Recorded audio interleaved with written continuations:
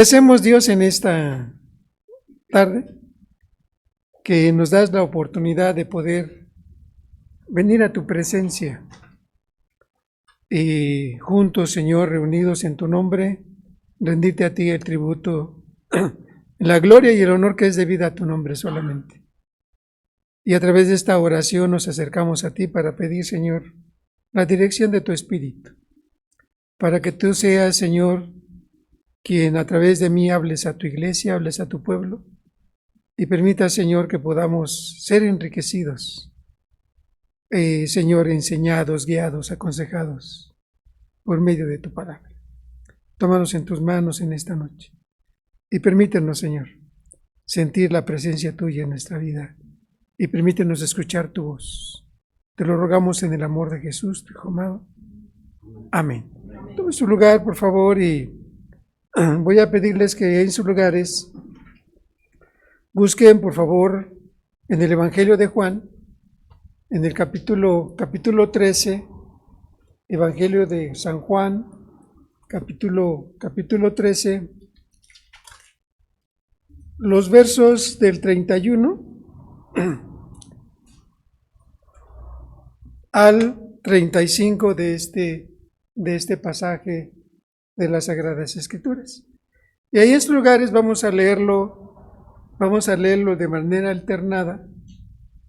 Dice la palabra del Señor de la siguiente manera: entonces, cuando hubo salido, dijo Jesús: ahora es glorificado el Hijo del Hombre y Dios es glorificado en él.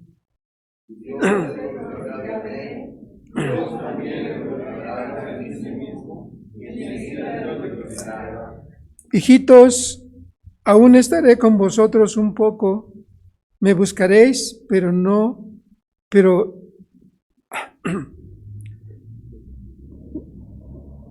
como dije a los judíos, así os digo ahora a vosotros: a donde yo voy, vosotros no podéis ir.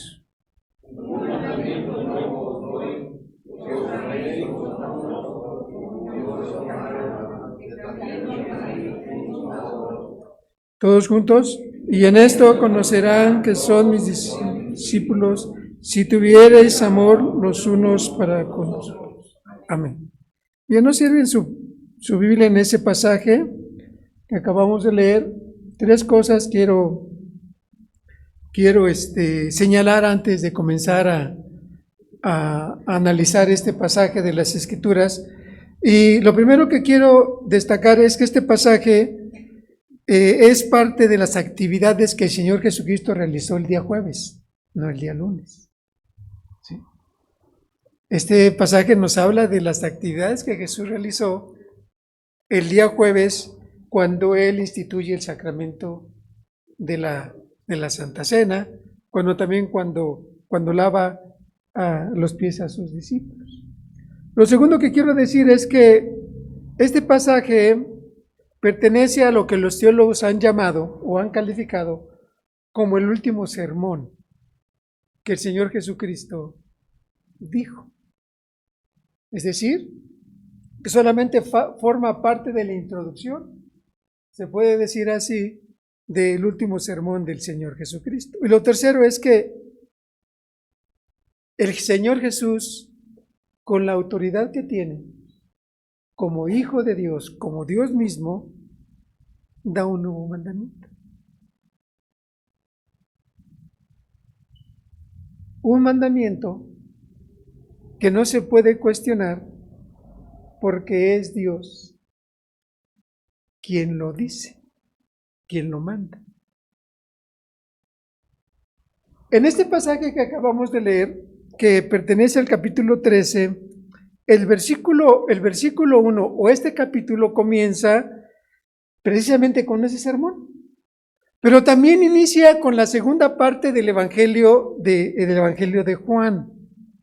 Y podemos notar que a partir de este momento Jesús ya no se va a dirigir más a las multitudes, ya no se va a dirigir más a la gente que va atrás de él, ya no se va a dirigir más a las personas que andan buscando algo de él o que van aprendiendo algo de él o que le están buscando porque realmente lo consideran como el Mesías.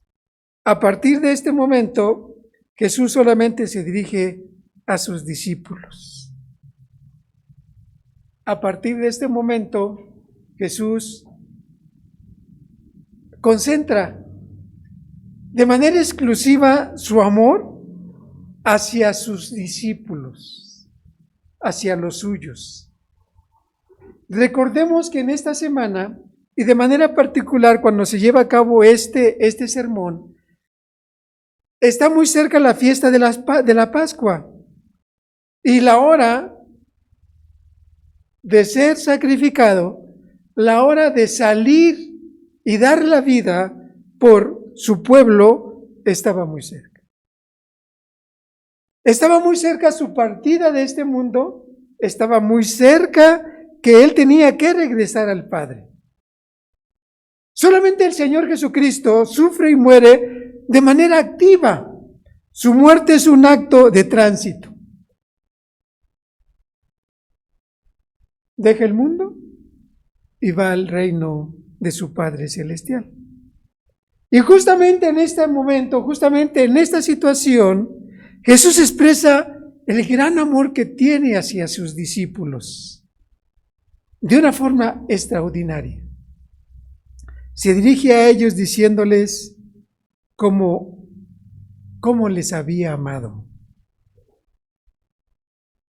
Dice el evangelista que había amado a los suyos, a los que estaban en el mundo, y los amó hasta el fin. Expresa tanto la idea que Jesús quería que sus discípulos siguieran. Y Jesús amó a su pueblo, amó a sus discípulos, nos amó a nosotros hasta el último momento. La intensidad de su amor fue un amor intenso, hasta el extremo, hasta donde nadie podía llegar, hasta donde nadie había podido llegar, hasta donde nadie había podido expresar el amor hacia otro.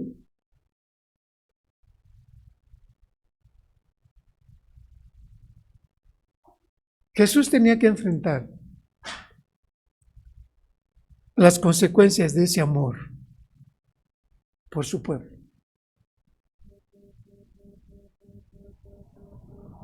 ¿Qué era lo que iba a enfrentar Jesús? La muerte. La última semana que el Señor Jesucristo había vivido, había comenzado el día domingo con la entrada a Jerusalén, donde había sido proclamado como el rey de Israel. Esos peregrinos que iban llegando para celebrar la Pascua, junto con muchos de los habitantes de Jerusalén, lo proclamaron como el Mesías, como el rey de Israel. El día lunes, el Señor Jesucristo continúa sus actividades haciendo la limpieza del templo, ¿no? El martes, en una controversia con los saduceos y fariseos, fíjese que el miércoles la Escritura guarda silencio acerca de las actividades que el Señor Jesucristo realizó el día miércoles. No dice nada acerca de lo que Él haya hecho el día miércoles. Pero el jueves se vuelve un día demasiado activo. El jueves ocurren una serie de actividades.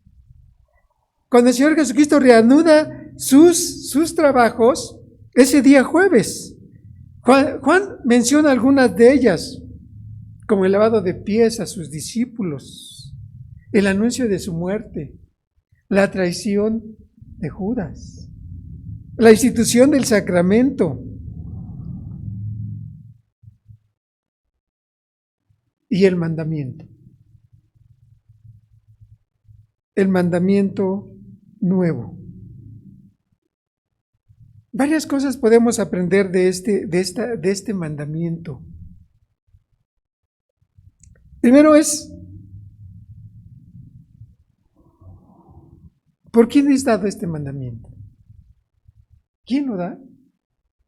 Nada más ni nada menos que el mismo Señor Jesucristo.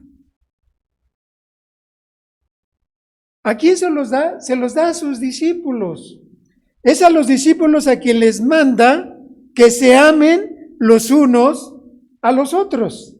Pero no era un mandamiento nuevo, como vamos a ver más adelante, ¿no? Es un mandamiento que desde el Antiguo Testamento, podemos decir así, era un mandamiento de parte de Dios. Lo segundo es que hay algo novedoso en este mandamiento. ¿Qué es lo novedoso de este mandamiento? No solamente era amarse el uno al otro, sino dice el Señor, el amarse como yo los he amado. ¿Cómo nos amó el Señor? ¿De qué manera amó a sus discípulos? Que a pesar de tener tantas desilusiones de ellos, los siguió amando, como dice el versículo 1, hasta el fin. Y lo tercero es la razón de este mandamiento. ¿Cuál es el propósito por el cual deben de amarse a sí mismos como Dios nos amó, como Cristo nos amó a nosotros? ¿Cuál es la razón? Y dice el evangelista que esta es la distinción del verdadero discípulo de Cristo. Si nos amamos. El mandamiento dado a los discípulos que se amen los unos a los otros, estas palabras que el Señor Jesucristo dirige a sus discípulos, y fíjense bien que se dirige a ellos de una manera tierna, de una manera amorosa. Les llama hijitos míos. Es un término no muy usado. Se puede decir que ni siquiera el Señor Jesucristo lo utiliza en otras ocasiones. Es un término nuevo que se dirige a sus discípulos diciéndoles, hijitos míos, me queda poco tiempo de estar con vosotros. Qué manera tan tierna que el Señor, como el Señor les habla a sus discípulos, para que quede bien grabado en sus corazones estas últimas palabras, estos últimos gestos que el Señor tiene hacia sus discípulos. Y el mandamiento es claro, os doy un nuevo mandamiento, que os améis los unos a los otros, como yo también los he amado.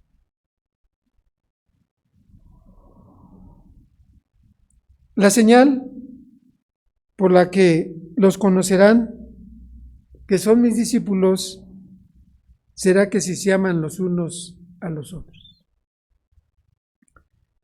Este es el testamento que Jesús deja a sus discípulos. Una de las mayores dificultades que tenemos en la iglesia, o que la iglesia ha enfrentado a lo largo de los siglos, tiene que ver con las relaciones humanas. Qué difícil es, o qué difíciles son las relaciones humanas entre los hermanos de la iglesia, ¿no es cierto?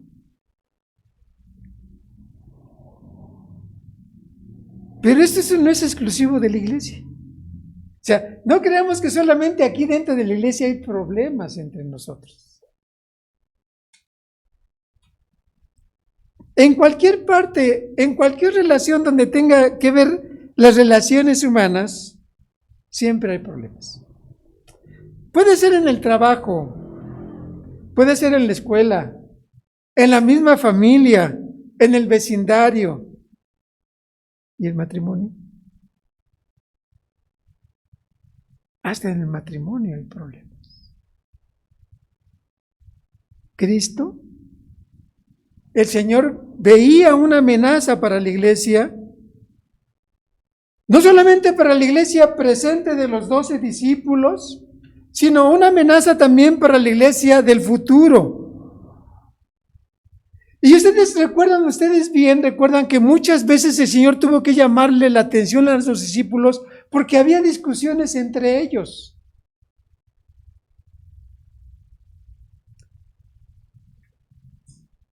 La discordia podía poner en peligro la estabilidad de la iglesia futura y también podía poner en peligro el cumplimiento de la tarea que ellos, los discípulos, tenían como representantes de Cristo en este mundo.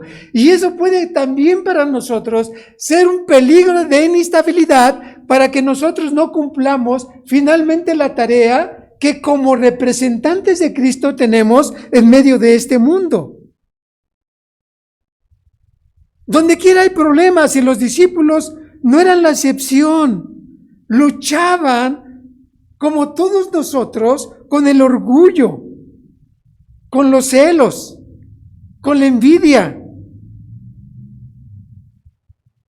Sí, habían dejado muchas cosas atrás. Habían dejado muchas cosas de su pasado, de su antigua vida. Pero todavía necesitaban, al igual que nosotros, que Dios trabaje en nuestra vida. Ya que es una de las áreas más difíciles de dejar.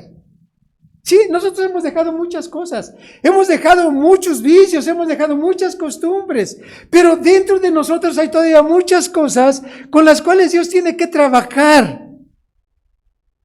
Los celos, el orgullo, la soberbia, la envidia.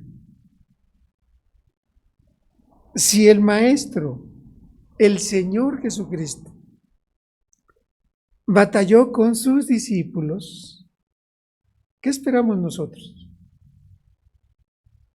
¿Creen que será fácil vencer los obstáculos? ¿Creen que será fácil poder vencer el orgullo que nos llena, la soberbia que tenemos?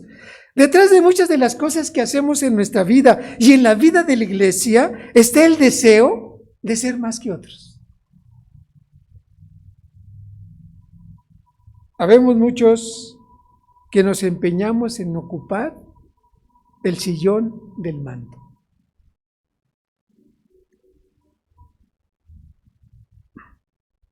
Otras de las áreas con las cuales luchamos es el aceptar nuestros errores. Nos cuesta trabajo aceptar que nos equivocamos. Todos se equivocan menos yo. Todos cometen errores menos yo.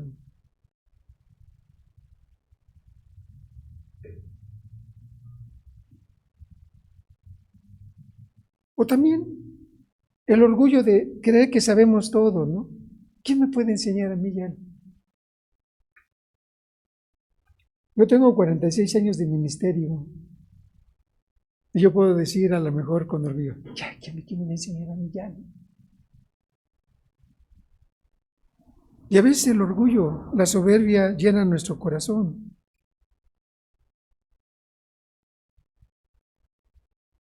Jesús mostró por medio de su vida y sus acciones la humildad. Hermanos, el amor es algo abstracto, igual que el viento, igual que el dolor, igual que el hambre, igual que el gozo. No podemos palparlo. El amor no se puede palpar. Pero podemos apreciar las manifestaciones del amor en nuestra vida. Jesús sabía que el amor sería el elemento crítico en las relaciones futuras de los discípulos y de todos aquellos creyentes que vendrían después. Sin amor, la misión de Cristo hubiera fracasado desde el principio. Sin amor, ellos no hubieran podido lograr la unidad que se necesitaba para que hablaran al mundo acerca de Jesús. Y si nosotros queremos realmente influir en el mundo, si realmente nos queremos influir en la vida de los demás, debemos demostrarles que realmente podemos amarnos. Qué triste es que aún entre nosotros como discípulos de Cristo no nos sabemos todos.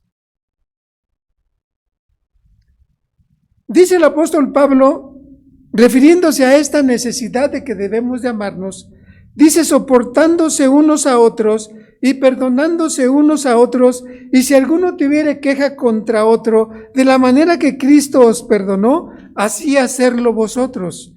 Y sobre todas estas cosas, vestíos de amor, que es el vínculo perfecto.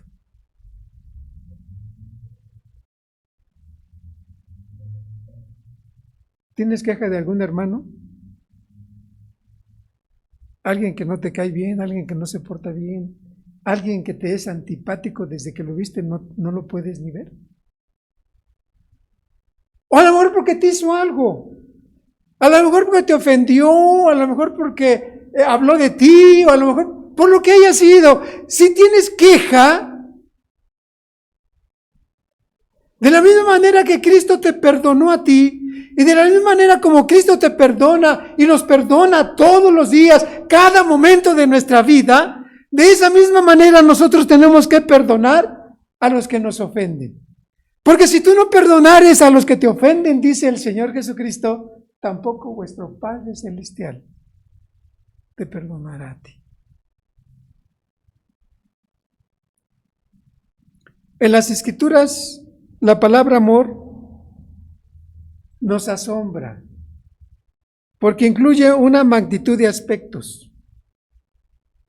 Tiene que ver con el amor a Dios, ¿no? Tiene que ver con el amor a Cristo, con el amor hacia nuestros hijos, con el amor hacia otros, el amor hacia nuestros amigos, pero también hacia nuestros enemigos.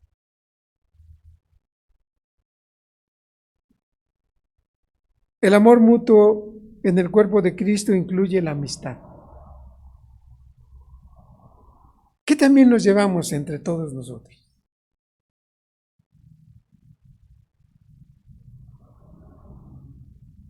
Porque nuestra amistad y nuestro amor debe romper toda barrera y trascender ese amor en nuestra vida y en la vida de los demás.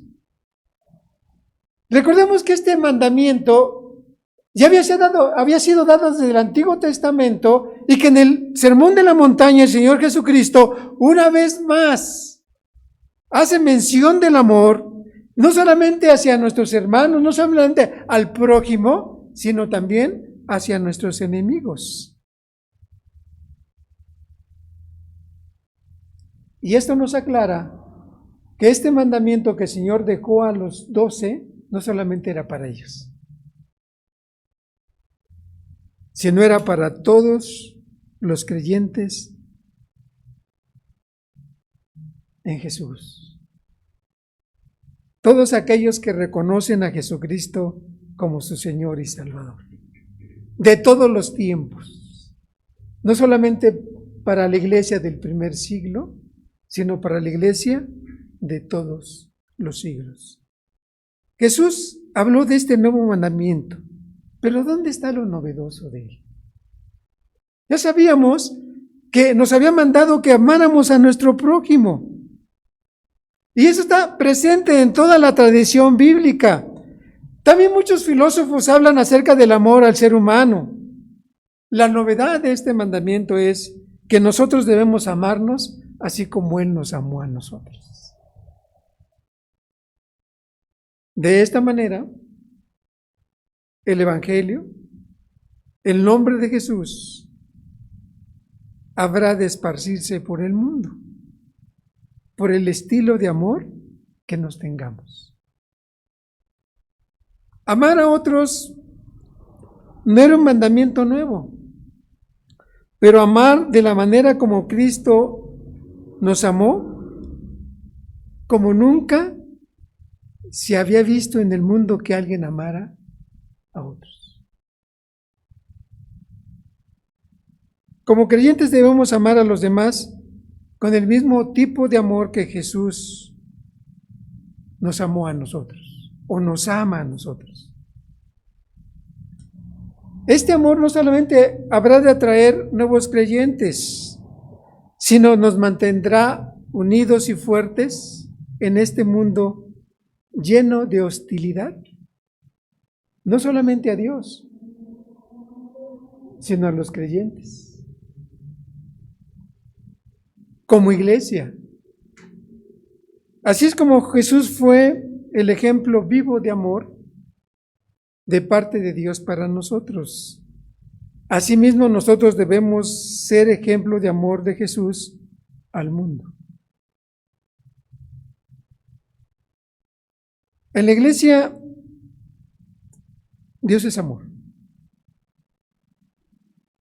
¿Hay pleitos?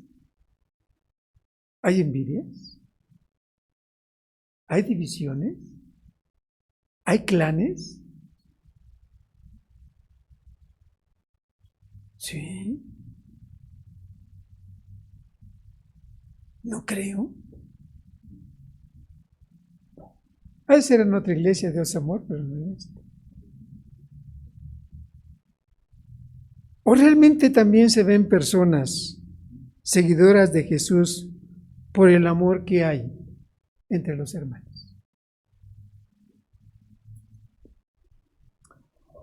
El amor es más que un sentimiento de afecto, es una actitud que se muestra con acciones. Y el Señor Jesucristo demostró ese amor hacia sus discípulos, hacia su iglesia, hacia nosotros. Dice el Señor Jesucristo, no hay amor más grande que dar la vida por los amigos. Ustedes ahora son mis amigos, les dice a sus discípulos. Ustedes no me eligieron a mí, yo les elegí a ustedes. Y les encargo que vayan y produzcan fruto duradero. Este es mi mandamiento, ámense. Y si ustedes notan y leen los evangelios, van a encontrar que el Señor Jesucristo una y otra vez menciona y exhorta a sus discípulos a que se amen. En el mundo actual tenemos tanta injusticia, hay tanta avaricia, hay tanta violencia, hay tanta persecución, hay tanta indiferencia, hay tantas necesidades, debido principalmente a que hemos olvidado este mandamiento de amar. Y sobre todo de amarnos entre nosotros como creyentes. Hemos rechazado el mandamiento de Dios y más bien guardamos egoísmo en el corazón. Debido al auge de la pobreza que hay en el mundo, la escasez de los recursos, la escasez de los bienes, nos encontramos ante un mundo cada día más violento, donde el que tiene algo no escatima esfuerzos para protegerlo de los demás, o el que tiene oportunidad de conseguir más lo hace aunque tenga que pisotear o oprimir a la gente más necesitada. No, nosotros no hacemos eso, ¿verdad? No. Somos incapaces. Pero siempre nos gusta que si el mecánico nos cobra un precio y si es hermano de la iglesia, tiene que rebajarnos, ¿no? O si la muchacha que nos sirve en la limpieza de la casa, pues si le podemos pagar menos, le pagamos menos, ¿no?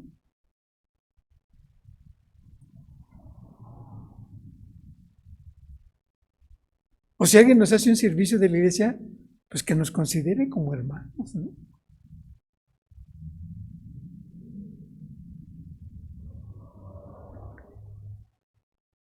Este es un mundo donde, de acuerdo a la ley de la selva, sale el que es más fuerte, el que tenga una posición más privilegiada, el que tenga más recursos, el que sea más sagaz, el que más influencias tenga, el que tenga aliados en la política o tenga aliados en los grupos al margen de la ley. Ante todo este panorama, Dios nos recuerda este nuevo mandamiento, que nos amemos unos a otros como Él nos ama. Amar a nuestro prójimo es procurar que Él esté en las mismas condiciones que nosotros, en las mismas condiciones de trabajo, en las mismas condiciones de salud, en las mismas condiciones de bienestar, en las mismas condiciones de nutrición. Sin embargo, Dios va más allá de esta relación y nos dice, ámense de la misma forma con que yo y con la misma intensidad con que yo los he amado. Recordemos que tanto nos amó Él, que se entregó en la muerte de cruz. El precio de ese amor por nosotros fue su sangre. Y eso significa que debemos dar la vida por nuestros hermanos, si fuera necesario. ¿Cuántos de ustedes estarían realmente dispuestos a morir por algún hermanito de la iglesia? Nos da risa, ¿eh? Pero no estaríamos dispuestos a dar la vida por nadie, ni siquiera por sacrificar algo de lo nuestro.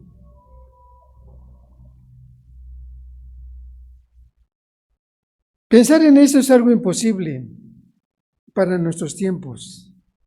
Sin embargo, si viviéramos el amor, nuestro punto de vista sería diferente. Debemos amarnos, así como Cristo nos amó. ¿Y qué dice el Señor? Porque en esto conocerán que son mis discípulos. Ese es el auténtico sello de un cristiano. Ese es el auténtico sello de poder decir al mundo que somos hijos de Dios, que somos discípulos de Cristo. No necesitamos anunciar ni decir nada, no necesitamos andar presumiéndole al mundo o traer nuestra Biblia debajo del brazo y decir yo soy cristiano. No necesitamos nada de eso. Lo único que necesitamos es amarnos. Cuando a alguien se le pregunta cuál es el auténtico sello del cristiano, algunas personas contestan que lo distintivo del cristiano genuino es la verdad. La creencia correcta de la lealtad a las doctrinas de la Escritura. Es decir, en la Iglesia Reformada Presbiteriana hablan acerca que el creyente verdadero es aquel que tiene como confesión los credos universales y las confesiones nacidas de la Reforma. Sin duda, la sana doctrina es vital para la salud de la Iglesia. Es importantísimo. Sin embargo, no debemos olvidar estas solemnes exhortaciones del apóstol Pablo. Dice Pablo, si entendiese todos los misterios de la ciencia y no tengo amor, nada soy. Así que sí es importante, pero más importante es el amor. Otros insisten en que el sello distintivo del discípulo genuino es la fe. Concluimos, pues, dicen los credos y dice Romanos, que el hombre es justificado por la fe sin las obras. Kremer agrega diciendo, quien quiera que niegue, obviamente, la justificación de la fe, no ha de ser considerado un cristiano verdadero. Una declaración evangélica moderna dice, la justificación por la fe es el corazón y la médula y el paradigma de la esencia de toda la economía de la gracia salvadora de Dios. ¿Estamos de acuerdo? La sola fe, que fue la consigna de la Reforma y también ha sido y sigue siendo la consigna de nosotros como iglesia reformada. Pero dice Pablo, si tuviere toda la fe, de tal manera que trasladase los montes y no tengo amor, nada soy. Otros dicen que la experiencia religiosa es el sello distintivo del auténtico y genuino cristiano. Tienen también un poco de razón en cierto punto. Una relación directa con Dios por medio de Jesucristo es esencial en la vida cristiana. El testimonio interno del Espíritu Santo es algo muy real. Y comparado con la excelencia del conocimiento de Cristo, todo lo demás nos parece pérdida. Sin embargo, dice el apóstol Pablo, si yo hablase lenguas humanas y angelicales, y tuviese los dones de la profecía, y sostengo una comunión directa con Dios y no tengo amor, nada soy. Y esto nos demuestra que el amor es superior a la experiencia. Otros dicen, inclinados a lo práctico, recalcan el servicio como sello distintivo del pueblo, especialmente de los auténticos creyentes. Dicen que el servicio a los pobres es esencial, porque dicen ellos que la fe sin obras es muerta. Tienen razón. En cierta manera, Jesús mismo fue defensor de los pobres y también debe serlo los discípulos de Cristo. No obstante, Pablo dice, si repartiese todos los bienes para dar de comer a los pobres, y si entrego mi cuerpo para ser quemado y no tengo amor, nada soy.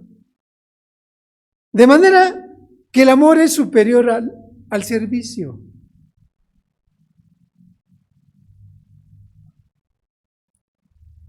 Podemos concluir diciendo lo siguiente.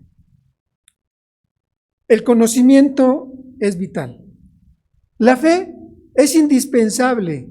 La experiencia religiosa es necesaria. El servicio es esencial.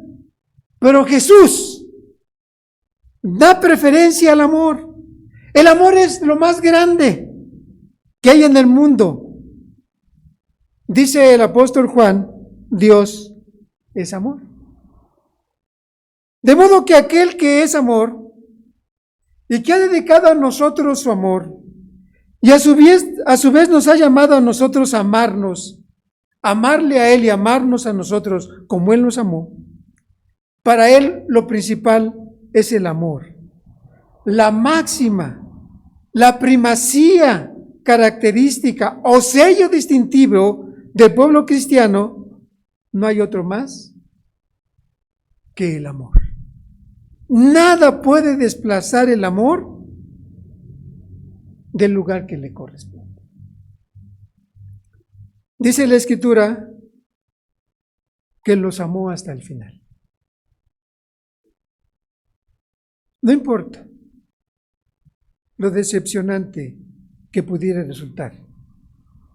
Y tenemos el ejemplo más adelantito de Pedro, ¿no? Señor, yo te voy a seguir, yo te amo y voy a dar mi vida y voy a entregarme a ti y Señor, yo te voy a defender y si es a la misma muerte, yo voy contigo a la muerte. Espérate, Pedro, le dice el Señor. Qué decepcionante. Qué tan decepcionante hemos sido nosotros para el Señor Jesucristo en nuestra vida. Pero aún así nos ama. Pero aún así, Él dio su vida por nosotros. Y recordamos en esta semana su pasión, su muerte, su resurrección. Y todo eso por amor a nosotros.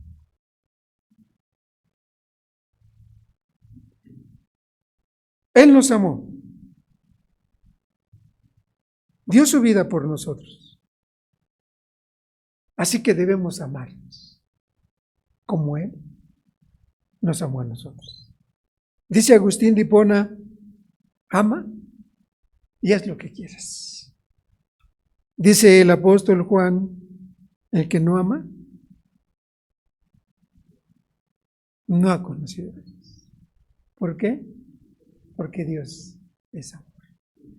Así que amémonos los unos a los otros, así como Cristo nos amó a nosotros. Vamos a ponernos en nuestros pies.